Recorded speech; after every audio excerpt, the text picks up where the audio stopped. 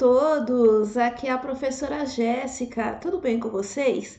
E hoje eu vou fazer um simulado com 10 questões de legislação e autores da Banca VUNESP do ano de 2024 para os concursos de Jundiaí e Ilhabela.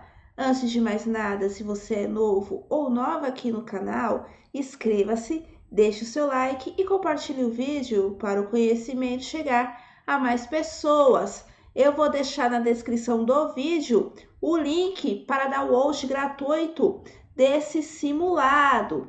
Todas as questões são da Banca VUNESP, inéditas aqui no canal do ano de 2024. Portanto, provas mais recentes da Banca VUNESP para que você possa perceber como a banca está cobrando aí nas provas, para você se preparar tanto para Jundiaí como para Ilhabela. Vamos lá para o simulado? Questão de número 1, Banca VUNESP 2024, professor de Educação Básica 1, Mogi das Cruzes. Muitos são os obstáculos quando se busca a inclusão escolar. A partir de sua vasta experiência, Mantuan 2001 aponta que nos sistemas de ensino a tensão mais forte quando ocorre. Que tensão mais forte seria essa? Seria a alternativa A. Os pais das crianças normais questionam as escolas sobre as limitações para seus filhos ao terem de conviver com os diferentes? Seria a alternativa B. Médicos e demais especialistas em saúde passam a integrar os cuidados pedagógicos com as crianças especiais. Pelo menos nesse momento a gente não tem essa questão da área da saúde nessa parceria no atendimento da educação especializada. Então a B não é. C. Os professores precisam ser alocados para o atendimento educacional especializado. A. E. D. As escolas regulares se percebem sem o recurso de empurrar para o ensino especial seus problemas? Ou seria a alternativa E? Órgãos fiscalizadores externos passam a avaliar as práticas escolares na perspectiva legal da inclusão. Para quem já trabalha em escola, existe essa fiscalização? Não. Então a E também não é. A resposta correta da questão de número 1 é a letra D. Segundo Mantuan 2001, um dos maiores desafios na inclusão escolar é a necessidade de transformação das escolas regulares em espaço que verdadeiramente acolham todos os alunos, independentemente de suas necessidades especiais. Muitos falam da educação especial com o termo inclusão, mas inclusão não são apenas os alunos com deficiência, mas inclusão de todos, seja cultural, econômico, étnico e afins, ok? Além disso, a atenção apontada na opção D reflete uma realidade em que as escolas regulares, ao se verem sem a opção de transferir alunos com necessidades especiais para as escolas de ensino especial, precisam enfrentar diretamente os desafios da inclusão. Portanto, essa tensão é que antes a escola regular não era obrigada a ter a permanência daquele estudante com deficiência. Então, empurrava o problema, para debaixo do tapete, no caso, colocando esse aluno apenas no ensino especial. Mas, agora, preferencialmente, esse estudante precisa estar também na rede regular. Portanto, não tem mais como fugir. A escola vai ter que agora encarar, entre aspas, esse problema, que não é um problema, mas gera mais planejamento, mais trabalho, mais esforço para incluir e atender esse aluno com deficiência. Isso implica em uma mudança de paradigma, onde a escola deve adaptar-se para oferecer suporte adequado a todos os estudantes e não somente deslocar, mudar o problema para uma outra instituição. Essa opção evidencia uma das maiores dificuldades no processo de inclusão, a resistência a mudanças estruturais e pedagógicas necessárias para atender adequadamente todos os alunos, que é a principal crítica da Teresa Mantuan. As escolas não são verdadeiramente espaços de inclusão, pois a maioria dos profissionais não estão abertos à mudança e à necessidade de estratégias para ocorrer essa inclusão. Sempre quer fazer mais do mesmo e tentar alocar o problema para o outro, e não é assim que funciona.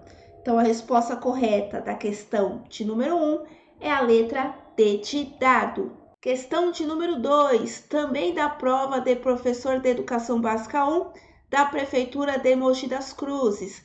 De acordo com o que discute o documento Campos de Experiências, efetivando direitos e aprendizagens na educação infantil, Brasil 2018, o corpo da criança no contexto da educação infantil deve, quando a gente fala da questão de trabalhar com o corpo, com os movimentos na educação infantil, seria a alternativa A, ser compreendido a partir de ações e interações cotidianas, como as atividades de troca e brincadeiras, mas também ser exposto a situações planejadas diversas, como dança e artes circenses. Seria a alternativa B, passar por um processo natural, gradual e cuidadoso de moderação, levando a sua continência de modo a adaptá-lo a diversas situações de aprendizagem, como as rodas de conversa e a leitura coletiva. Seria a alternativa C, circular pela sala de aula com liberdade, desde que o espaço seja organizado para sua segurança e que a exposição da criança a ambientes abertos seja impedida? Não, pelo contrário, as crianças precisam se apropriar de todos os espaços da escola, inclusive os ambientes abertos, para que não escalem, subam ou escorreguem em superfícies desniveladas. A C, com certeza não é, pois não pode ser impedido o acesso da criança a ambientes abertos. É claro, o adulto responsável, ele vai monitorar para que essa criança não esteja em uma situação de perigo, né? Seria a letra D, ser treinado para desenvolver movimentos habituais, ser treinado para certos tipos de movimento? Não é isso que preconiza a BNCC. Principalmente de cuidados de habilidades expressivas, evitando-se exposição a movimentos corporais que não fazem parte do seu repertório? Ou seria a letra E, ser estimulado para a aprendizagem a partir do paradigma do educar em detrimento da perspectiva mais tradicional e ultrapassada baseada no cuidar? Função esta específica dos profissionais de apoio da escola? Não. O cuidar e educar é indissociável e faz parte também das atribuições do professor e não apenas do pessoal do apoio escolar. A resposta correta da questão de número 2 é a letra A de amor. O documento Campos de Experiências, que são os mesmos da BNCC, efetivando direitos e aprendizagens na educação infantil, enfatiza a importância de entender o corpo da criança como elemento central no processo educativo, especialmente na educação infantil. Esse entendimento inclui a promoção de um ambiente onde as crianças possam explorar, brincar, interagir de maneira natural e espontânea.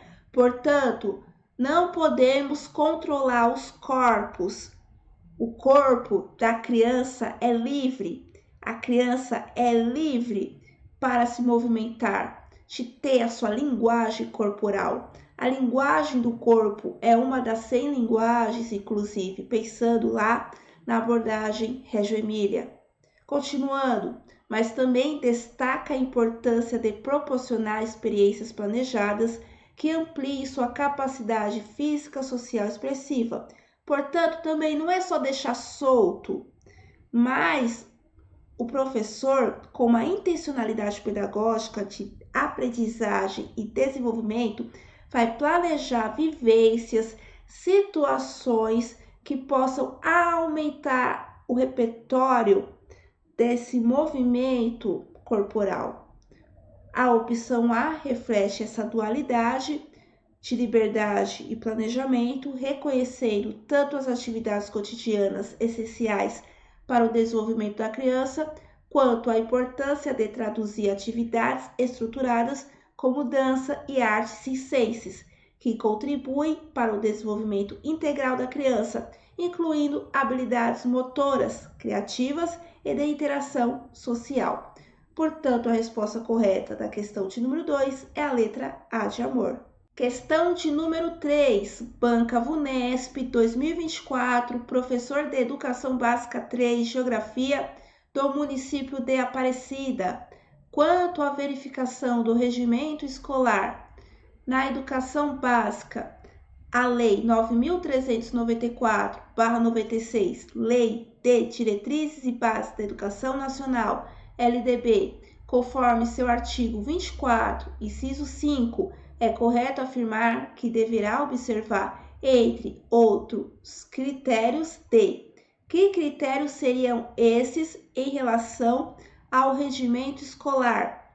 Seria a alternativa A, avaliação cumulativa do desempenho do aluno com prevalência dos aspectos quantitativos sobre os qualitativos?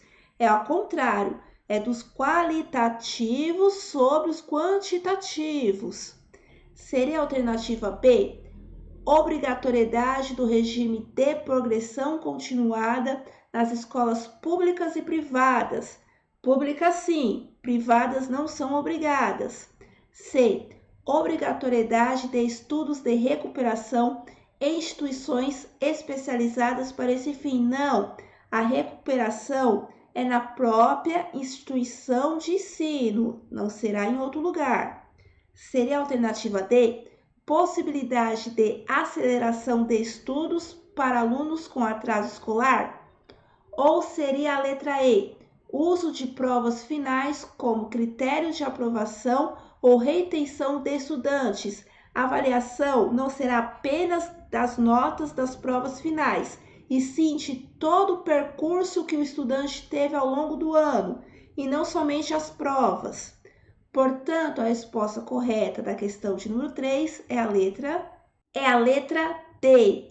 De acordo com o artigo 24, inciso 5, lá da LDB, dentre as várias disposições, uma delas é a possibilidade de aceleração de estudos para que alunos que apresentem atraso escolar. Esta medida permite que os alunos que tenham capacidade de aprendizado acima da média ou que por algum motivo estejam atrasados em relação à sua faixa etária, possam avançar mais rapidamente no currículo escolar. Então, por exemplo, um estudante com 14 anos no terceiro ano do ensino fundamental. É uma discrepância de faixa etária, né? Um aluno muito velho para aquela faixa etária do terceiro ano. Então, eu posso aplicar uma prova para verificar o seu aprendizado e, dependendo dali do que ele sabe, eu consigo aproveitar ele e subir para outros anos, para um quarto, para um quinto ano, para um ano mais adequado, de acordo com a sua faixa etária, para não ter essa discrepância de faixa etária e ano série.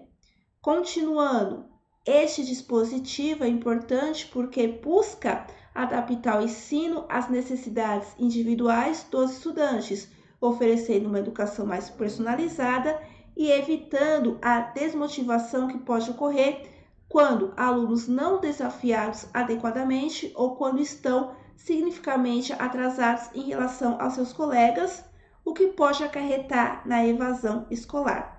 Portanto, a resposta correta da questão de número 3 é a letra D de dado. Questão de número 4, também da prova de Aparecida. Uma professora questionou a gestão autocrática da escola municipal em que trabalhava, afirmando que o modo como a instituição vinha sendo conduzida contradizia o que se preconiza na resolução CNE/CEB número 4/2010, que é as Diretrizes Curriculares Nacionais Gerais para a Educação Básica. Ela observa que não havia participação do corpo docente na elaboração do Plano Político Pedagógico, PPP. Ela até concordava com os princípios pedagógicos expressos no PPP, porém contestava a forma como havia sido decididos e expressos. É correto afirmar que essa crítica por parte da professora seria a alternativa A?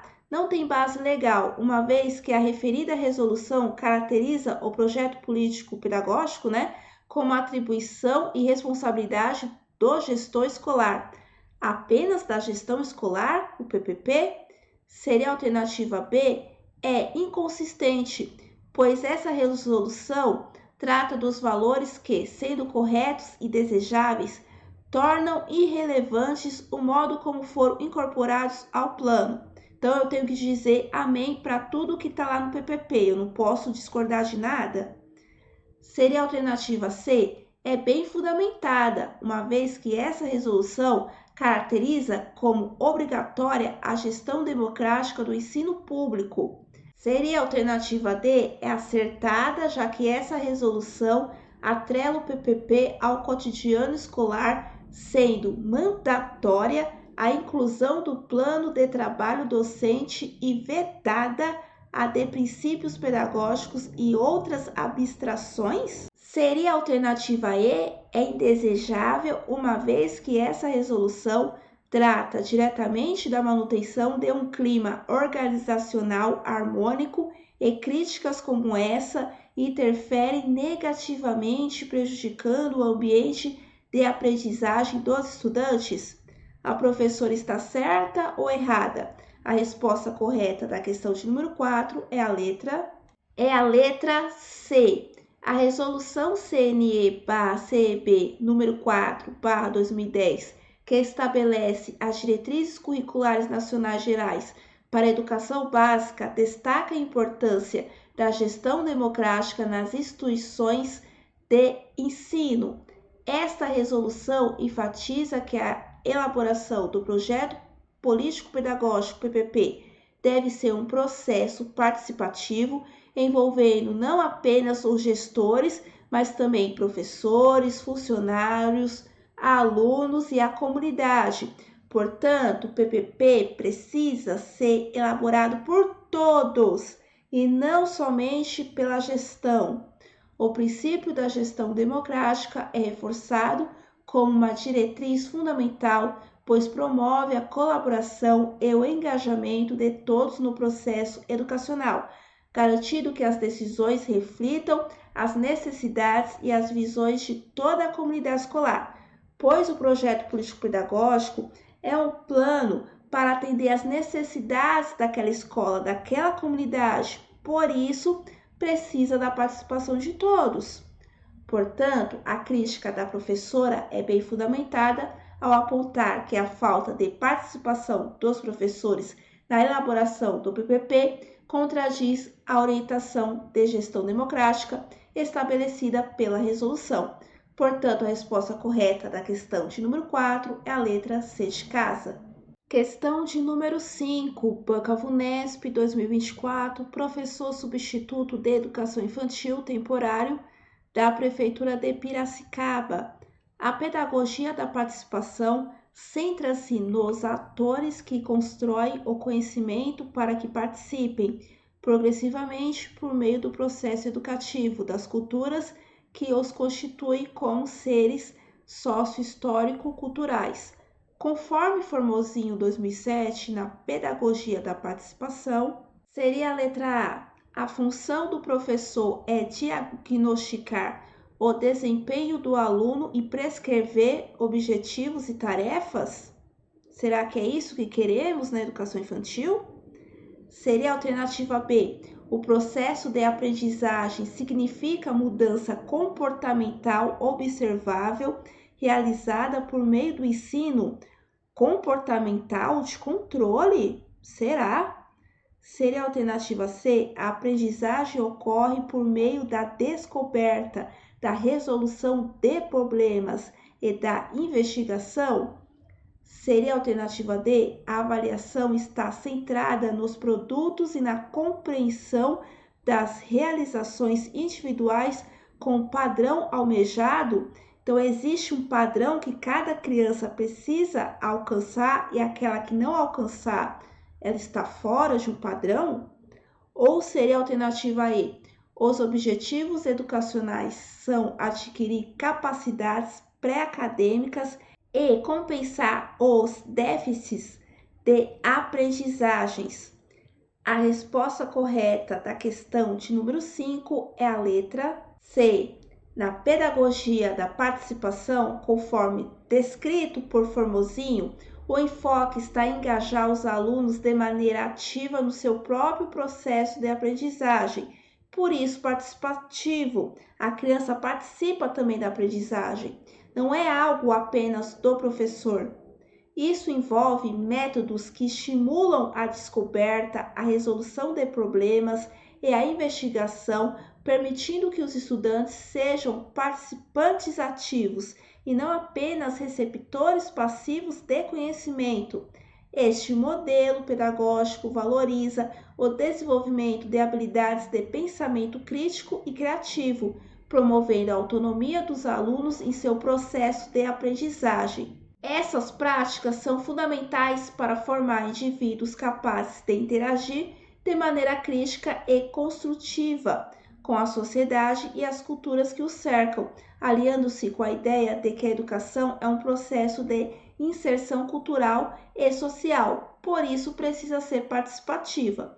E as demais alternativas não estão de acordo com esse pensamento de participação ativa pelas crianças. Portanto, a resposta correta da questão de número 5 é a letra C de casa. Questão de número 6, também da prova de Piracicaba. De acordo com a Constituição Federal de 1988, artigo 206, o ensino será ministrado com base no seguinte princípio. Lá no artigo 206, temos os princípios da educação. Um desses princípios seria a alternativa A, gestão meritocrática do ensino público na forma da lei. Não é meritocrática, mas sim democrática. Seria a alternativa B, controle estrito sobre métodos e conteúdos pedagógicos? Não existe esse controle. O professor tem a liberdade pedagógica de ministrar as suas aulas. Seria a alternativa C, garantia do direito à educação e à aprendizagem ao longo da vida? Seria a alternativa D, uniformidade de pensamento e abordagens educacionais é liberdade e não uniformidade? Ou seria a alternativa E, oferta diferenciada de condições para o acesso e a permanência na escola? A resposta correta da questão de número 6 é a letra C. O artigo 206 lá da Constituição vai estabelecer os princípios da educação, entre eles a aprendizagem ao longo da vida, que reflete o compromisso com a educação continuada e a valorização das oportunidades educativas em todas as etapas da vida de um indivíduo.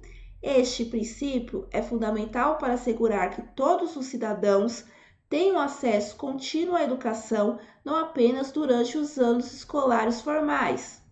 Portanto, a educação não pode ser apenas dos 4 aos 17 anos, que é a etapa ali obrigatória da educação básica, mas precisa ser garantido ao longo da vida, é claro. O governo ele não vai garantir a obrigatoriedade e nem vaga para todos no ensino superior, mas temos formação técnica continuada, enfim, para que esse indivíduo possa continuar ali aprendendo e se desenvolvendo ao longo de sua vida. As demais alternativas não refletem com os princípios do artigo 206, que inclui igualdade de condições para o acesso e permanência, liberdade de aprender, ensinar, pesquisar e divulgar o pensamento, a arte e o saber, pluralismo de ideias e de concepções pedagógicas, e gratuidade do ensino público em estabelecimentos oficiais, entre outros. É importante que você tenha de cor os princípios da educação, lá do artigo 206, pois sempre são cobrados nas provas e esses princípios da Constituição se repetem também lá na LDB. Portanto, a resposta correta da questão de número 6 é a letra C de casa. Questão de número 7, também da prova de Piracicaba. Conforme a Lei Federal 8.069/1990, que é o ECA, que é o Estatuto da Criança e do Adolescente. Artigo 136. Promover e incentivar na comunidade e nos grupos profissionais ações de divulgação e treinamento para o reconhecimento de sintomas de maus tratos em crianças e adolescentes é uma atribuição, entre outras. Seria a alternativa A, do Conselho Tutelar, B, do Ministério Público, C, das diretorias de ensino, D, dos estabelecimentos de ensino, ou E, do Conselho Municipal de Educação. A resposta correta da questão de número 7 é a letra A. Lá no ECA, no artigo 136, especifica as atribuições do Conselho Tutelar. Uma dessas atribuições é justamente promover e incentivar na comunidade e nos grupos profissionais ações de divulgação e treinamento para o reconhecimento de sintomas de maus tratos em crianças e adolescentes. O Conselho Tutelar tem um papel crucial na proteção dos direitos das crianças e adolescentes, incluindo a prevenção e o combate à violência. Essa responsabilidade abrange a educação e a sensibilização da comunidade e dos profissionais sobre como identificar e agir em casos de maus tratos para garantir a segurança e o bem-estar dos menores. As outras opções, embora possam participar de forma colaborativa em tais ações de prevenção e combate à violência contra as crianças e adolescentes, não têm essa atribuição explicitamente definida na lei como competência primária, como o Conselho Tutelar. Portanto, a resposta correta da questão de número 7 é a letra A de amor. Questão de número 8, Banca VUNESP 2024, professor de Educação Infantil, Prefeitura de São Paulo. Durante o primeiro ano de vida, a maneira progressiva como a criança vai encontrando posturas corporais permite que ela volte de forma segura e com um movimento controlado à postura anterior. De acordo com o livro Educar os 3 Primeiros Anos, a experiência Pickler-Loxi, organizado por Judith Falk, essa motricidade está relacionada com: seria a alternativa A uma ação mecânica e não intelectual? Seria a alternativa B uma autonomia provisória dissociada da competência da criança? Seria a alternativa C a imitação involuntária dos movimentos dos adultos? Seria a alternativa D um ato reflexo descontínuo? Ou seria a alternativa E uma atividade realmente autônoma da criança? A resposta correta da questão de número 8 é a letra E. A abordagem Pickler é detalhadamente explorada no livro Educar os 3 Primeiros Anos, a experiência Pickler-Loxi, organizada por Judith Falk, enfatiza a importância da autonomia da criança, palavra-chave dessa obra, e da abordagem Pickler, a autonomia do desenvolvimento motor desde os primeiros anos de vida. Esta perspectiva defende que as crianças, quando deixadas a explorar seus movimentos de forma livre, sem intervenções desnecessárias, desenvolvem uma motricidade fina e grossa de maneira autônoma e segura. A capacidade de retornar a uma postura anterior de maneira controlada é vista como reflexo do desenvolvimento natural e autônomo da criança, onde ela aprende e adapta-se ao seu próprio corpo e ao ambiente de maneira intrinsecamente motivada. Portanto, os bebês, a gente não vai ficar forçando movimentos. Naturalmente, o bebê vai aprender a voltar àquele movimento no qual ele estava anteriormente sem a intervenção do adulto. Este processo é fundamental para o desenvolvimento da confiança e da competência física, refletindo uma autonomia verdadeira no processo de aprendizagem motor. Mesmo porque quando você força movimentos, a criança ainda não tem uma formação torácica, por exemplo. vertebral, então a gente não pode ficar forçando certos tipos de movimento, pois a criança não tem desenvolvimento corporal para isso também. As outras opções não refletem adequadamente os princípios da abordagem Pickler, que valoriza a atividade autônoma e o desenvolvimento natural sem forçar ou acelerar o processo. Então, a resposta correta da questão de número 8 é a letra E de escola. Questão de número 9, Banca Vunesp 2024, professor de Educação Física de Osasco. De acordo com Libânio, Oliveira e Toshi 2003, para que o projeto pedagógico da escola expresse o trabalho coletivo, é preciso utilizar. O que devemos utilizar para o projeto político-pedagógico, PPP? Seria a alternativa A, princípios e objetivos divergentes para que haja diversidade em vez de consenso? Será? Seria a alternativa B, estruturas organizacionais horizontalizadas nas quais lideranças são prescindíveis? Seria a alternativa C, sistema de avaliação do projeto em aberto e difuso para que expresse a escola ideal de qualidade?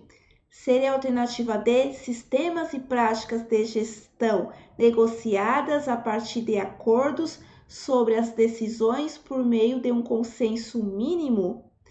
Ou seria a alternativa E, conjuntos de regras e normas determinados pela direção, expressando o exercício hierárquico claro e necessário? A resposta correta da questão de número 9 é a letra D. No caso, os autores enfatizam a importância da colaboração e do consenso na formulação e implementação do projeto pedagógico de uma escola, o PPP. A gente viu uma questão anterior lá das diretrizes curriculares nacionais que a gestão precisa ser democrática, portanto, precisa ter um consenso entre aqueles que estão implementando o PPP.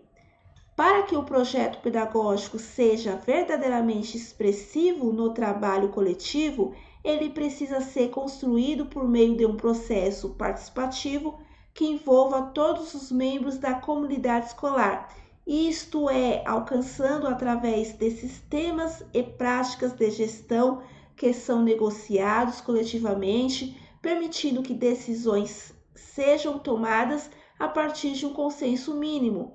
Esse processo assegura que diversas vozes e perspectivas sejam consideradas, contribuindo para um ambiente escolar mais integrado e comprometido com os objetivos educacionais comuns, sempre visando o melhor para os estudantes. Essa abordagem contrasta com a adoção de princípios e objetivos divergentes nas outras opções. Por exemplo, a que podem levar a conflitos e falta de direção unificada, estruturas complementares horizontais sem liderança. Alternativa B, que podem dificultar a tomada de decisões efetiva, sistemas de avaliação aberto e difusos. A opção C, que podem não fornecer feedback claro e construtivo. E também a alternativa E está errada, porque ela fala que pode limitar a participação, e a gente não pode limitar, e se ampliar. A participação de todos deve ser ativa, e o engajamento dos envolvidos no projeto pedagógico. Portanto, a resposta correta da questão de número 9 é a letra D de dado. Antes da gente resolver a última questão desse simulado, só relembrando que eu tenho apostilas tanto para Jundiaí como também para Ilhabela. Jundiaí, eu tenho apostila para o cargo de professor de Educação Básica 1, é em PDF, valor R$30. Ilhabela, eu tenho para os cargos de professor de Educação Infantil e também para os anos iniciais, cada uma também R$30 em PDF. Vai ficar na descrição do vídeo os links lá do site da Hotmart para você adquirir. E também, se você está buscando um curso completo online, eu indico Já Passei Educação. Com o meu link, você ainda tem 15% de desconto. Eu vou deixar os links também aqui na descrição do vídeo. Vamos lá para a questão de número 10, que também é da prova de Osasco. Ropoli 2010 trata da importância de se efetivar a inclusão em um salto qualitativo da escola dos diferentes para a escola das diferenças. Nesse contexto, a autora defende como característica da escola das diferenças seria a alternativa A, o ensino individualizado, B, a aprendizagem colaborativa, C, currículos adaptados e facilitados, seria a alternativa D, métodos especiais e avaliação diferenciada, ou seria a alternativa E, a categorização e diferenciação dos alunos? A resposta correta da questão de número 10 é a letra B. Segundo Ropoli, enfoca a transição de uma abordagem de ensino que meramente tolera a diferença para uma que verdadeiramente valoriza e incorpora a diversidade como elemento central da experiência educacional. A escola das diferenças, conforme descrito pela autora, caracteriza-se por promover um ambiente onde todos os alunos, independentemente de suas particularidades, lembram do que eu falei sobre a questão da inclusão, são vistos como partes integrantes do processo educativo. Portanto, não é apenas para tolerar, para respeitar, eles também precisam participar. A aprendizagem colaborativa mencionada na opção B é uma estratégia pedagógica que enfatiza a interação entre alunos, permitindo que eles aprendam uns com os outros e valorize a diversidade de experiências e expectativas. Este método promove a inclusão ao encorajar a participação ativa de todos os alunos e ao reconhecer que cada indivíduo pode contribuir de forma única para o aprendizado coletivo. E lembrando que o atendimento à educação especial, a inclusão na sala regular, não é adaptar currículos. O currículo é igual para todos. A adaptação é para quebra de barreiras para o acesso ao currículo. Beleza? Então, a resposta correta da questão de número 10 é a letra B de bola. Deixa aqui nos comentários quantas questões você acertou e se essas questões das últimas provas da Banca VUNESP estavam fáceis ou difíceis. Bom, eu espero ter ajudado. Até a próxima. Tchau!